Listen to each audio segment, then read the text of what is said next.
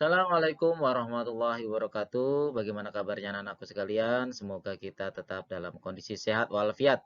Pada hari ini kita akan belajar tema 1, subtema 1 tentang organ gerak hewan dan manusia, pembelajaran pertama.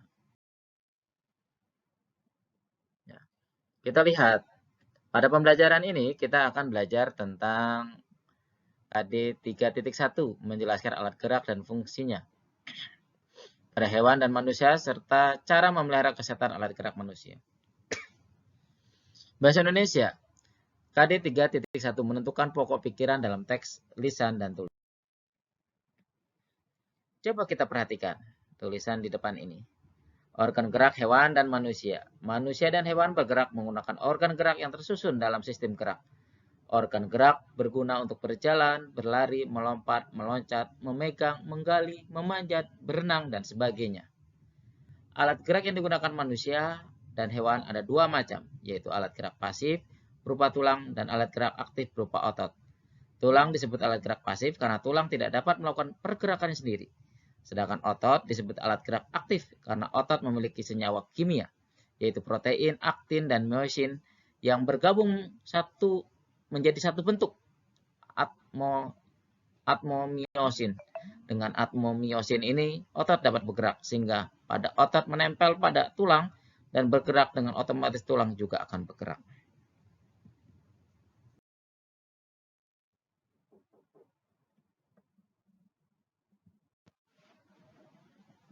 Ya, coba kita lihat video di depan ini. Kita bernyanyi bersama. Dengan bernyanyi mungkin kita akan nanti mengenal lebih dekat tentang alat gerak pada hewan dan manusia.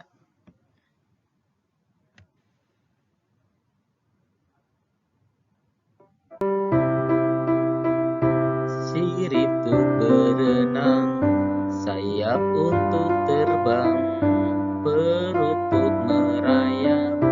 Setiap binatang punya alat gerak, berbeda tergantung tempat hidupnya. Kita coba ulang lagi. Kaki untuk berjalan, sirip untuk berenang, sayap untuk terbang, perut untuk merayap. Setiap binatang punya alat gerak, berbeda tergantung tempat hidupnya.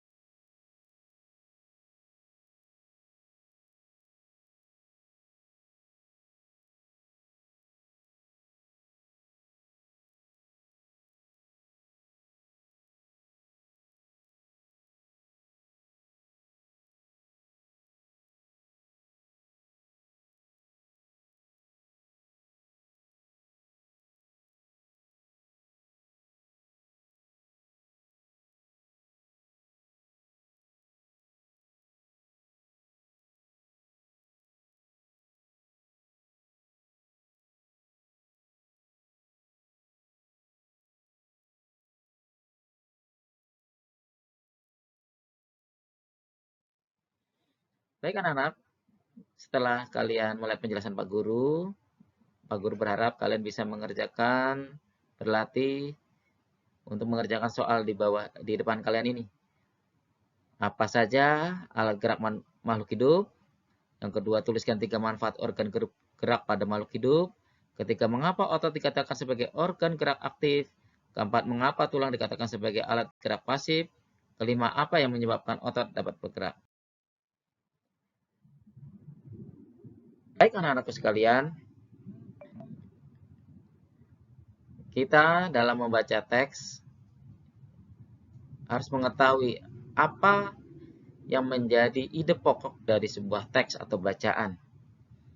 Ide pokok adalah gagasan yang menjadi dasar sebuah paragraf. Ide pokok disajikan ke dalam bentuk kalimat utama. Kalimat utama yang memuat ide pokok ini biasanya berada di awal dan di akhir paragraf. Atau kedua-duanya, di awal dan di akhir paragraf. Berikut beberapa langkah yang dapat dilakukan untuk menentukan gagasan pokok setiap paragraf. Pertama, bacalah paragraf dengan cermat. Kedua, cermati kalimat pertama hingga akhir. Apakah kalimat pertama merupakan gagasan pokok atau gagasan penjelas? Apakah kalimat kedua yang merupakan gagasan pokok? Yang ketiga, teruslah membaca kalimat demi kalimat hingga gagasan pokok paragraf ditemukan. Keempat, ingat, gagasan pokok sebagai isi atau inti paragraf dapat terletak di awal dan di akhir paragraf. Untuk lebih jelas kita melihat video yang Pak Guru.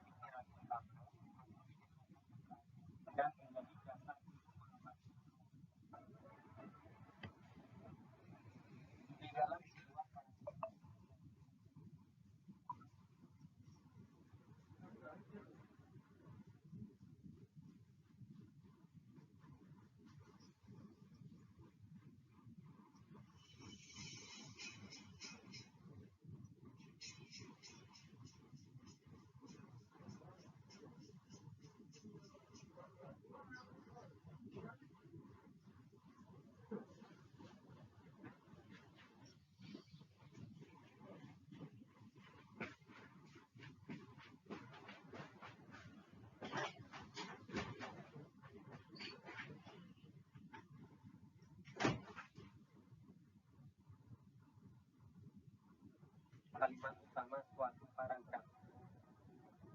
Kalimat penjelas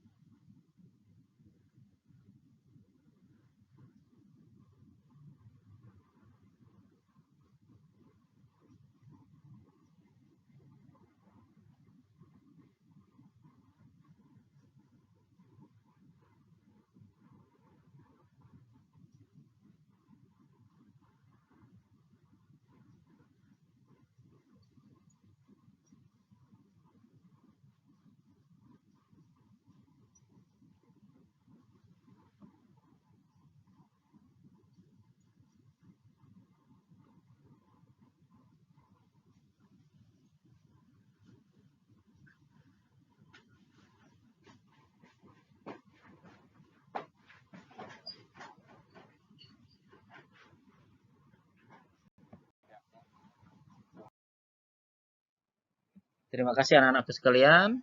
Eh, baik, kita akan melanjutkan pembelajaran hari ini melalui link yang lainnya. Tugas-tugas juga Pak Guru sudah Pak Guru kirim. Silahkan kalian kerjakan dan Pak Guru ingatkan 3M, menjaga jarak, memakai masker dan mencuci tangan.